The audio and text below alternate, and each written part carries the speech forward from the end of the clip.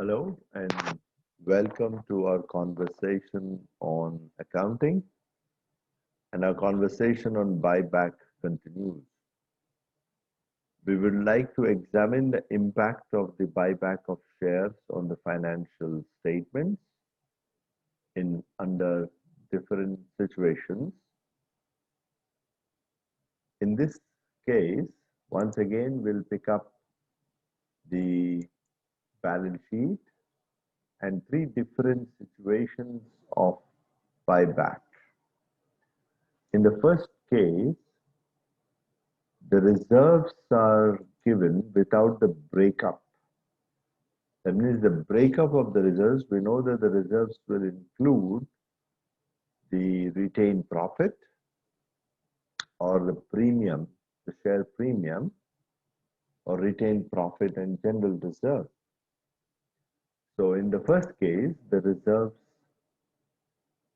total is given, no breakup. In the second case, the breakup of the reserves are given. Okay, breakup of the reserves. And in the same question, same number of shares, same price. In the third case, the shares to go for the buyback, the company has issued a new class of shares and used the proceeds to for the buyback of shares. So in the third situation, we have the composition of the reserves given and also a fresh issue of shares have been made. So we'll pick up one by one. In the first case, with this balance sheet, where everything is given in lakhs, so 200 lakhs. So shares, the number of shares is 20 lakh. Total shares is 20 lakh. Okay, the capital divided by the face value. And the company decided to buy back 3 lakh shares. Company decided to buy back 3 lakh shares, which is 15% of the total shares. So it is about 10%, therefore it has been approved by the shareholders. The shareholders' approval is needed when the company goes for a buyback more than 10%. And the maximum is 25%. And the money payable for this is 15 per share. So the money payable is equal to 45 lakh. That is the 15 into 3 lakh. So 45 lakhs. So this is in lakhs. Okay, in lakhs. And this 45 consists of face value 30, and the premium 15. Because the price is 15, the face value is 10, so premium is 5. And so the total money payable is 45,000. So what will happen to the capital? The capital will reduce to the extent of the face value of the shares bought back. Reserves will reduce to the extent of the premium and also a transfer of capital redemption reserve to the extent of the face value of the share. So, and cash will reduce to the extent of the money paid. So the capital reduction to the extent of the face value, the reserves reduce to the extent of the premium, and a transfer has happened to the extent of the face value of the shares. So therefore, when the reserves breakup is not given, we have no problem. The premium as well as the CRR are reduced from the reserves. But let us see if an additional information will be given. which is the second case. So same in the same question, 70 reserve has been distributed between the retained profit 60 and share premium 10. If the reserves breakup is given, the premium on redemption, premium on buyback of shares, if any, should be adjusted, okay, should be adjusted against the share premium, then against the retained profit or general reserve. So it's the same number of shares, 3, which is 15% of the shares bought back. The price is 15, so price is 15, and so the money payable, we are money payable, the shares of 10 at 15, so the money payable is equal to 45, which includes 30 as the face value and 15 is the premium on the buyback. And this premium on the buyback, because the breakup is there, will be adjusted against the share premium, and the balance, if any, will be adjusted against the retained profit. And the CRR to be created to the extent of the face value of the shares bought back. Now let us see the impact of the financial statements. So the capital will reduce to the extent of the face value of the shares bought back. The premium is reduced first, so the premium on redemption or premium on buyback will be adjusted against the share premium first, and any balance will be adjusted against the retained profit or reserves. So, and a CRR is created to the extent of the face value. The retained profit has come down by 35, sorry, the retained profit has come down by 35 because of the, you can see that the retained profit has come down by 35, which is 30 CRR, and 5 is the premium over and above that is adjusted against the share premium. So if the breakup will not be there, everything is adjusted against the general reserve or the reserve, which is a bucket of all reserves. But if the reserves breakups are there, it is necessary to adjust against the share premium, then the retained profit. And the creation of the capital redemption reserve to the extent of the face value of the shares bought back. The cash will reduce to the extent of the money paid, and the money paid is equal to the number of shares into the price. In the third situation, the same question, we can see that the retained profit and the share premium, but for the purpose of the buyback, the company has made a fresh issue of 13% preference shares.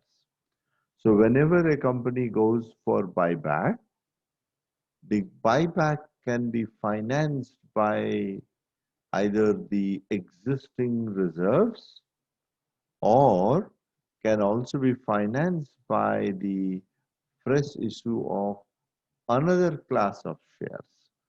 So this is a buyback of equity shares. So buyback of equity shares cannot be done from the proceeds of the issue of shares of the same class, that is equity. But the buyback can be done with the proceeds of the shares or securities of different class. So in this case, a the fresh issue of preference shares were made, and the money realized by the fresh issue of shares will be used for the buyback of shares. Now let us see what happens.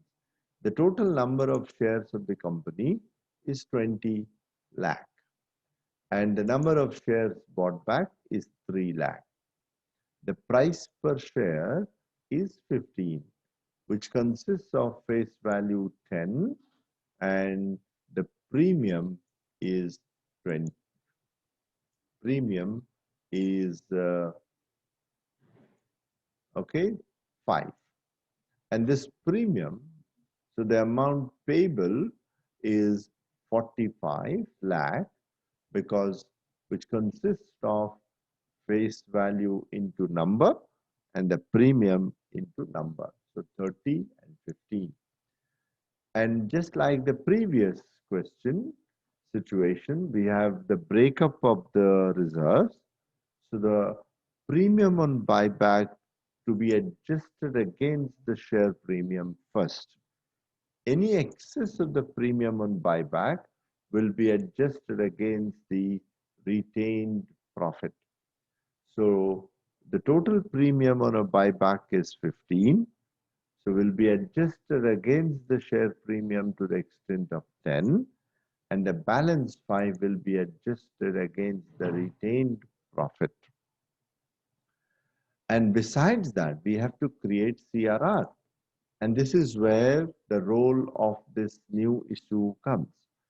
The regulation for the conditions for buyback says if the shares are bought back, and if for that purpose a new issue of shares have been made, then the face value of the shares to the extent of the shares bought back will be created to the extent over and above the shares bought back.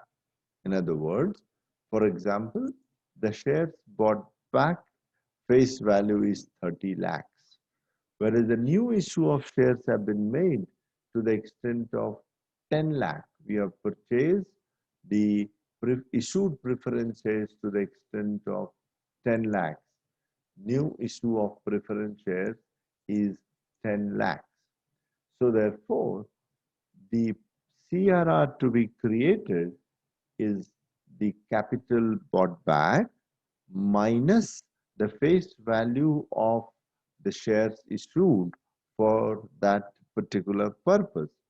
So therefore, the CRR required is 30 minus 10. So let us first see the balance sheet, then we'll recap. So the capital will reduce to the extent of the face value of the shares bought back. The entire share premium will be adjusted against the share premium on the buyback, and the retained profit will be adjusted for the premium on buyback and the creation of the capital redemption reserve. And the capital redemption reserve in this case is 20, whereas in the previous cases it was 30. The reason for 20 being there is a fresh issue of shares have been made for the purpose of the buyback of shares. So therefore, the CRR to be created is equal to the fresh issue of the buyback of the shares, the face value of the shares bought back minus the face value of the shares issued. Repeat, the capital redemption reserves to be created is equal to the face value of the shares bought back minus the face value of the shares issued for the purpose of buyback. If the reserves, if the fresh issue would not have been there, then the CRR would have been 30 lakh, just like what we did in the case 2. So the two things that we understood here, one is if the reserves breakups are given, then there is a need to make the adjustments against the share premium first, then to the general reserve or retained profit, number one. Number two, if the company makes a fresh issue of shares, of another class of shares, then the amount of CRR to be created is equal to the face value of the shares bought back minus the face value of the shares issued for the purpose of buyback. So once again, we try to understand the impact of the book value, impact of the buyback of the shares on the financial statements. So the impact of the buyback on the financial statements is, to summarize, reduction in the capital, reduction in the reserves, reduction in the share premium, and a creation of capital redemption reserve and reduction to the extent of the buyback of the value paid for buyback from the cash.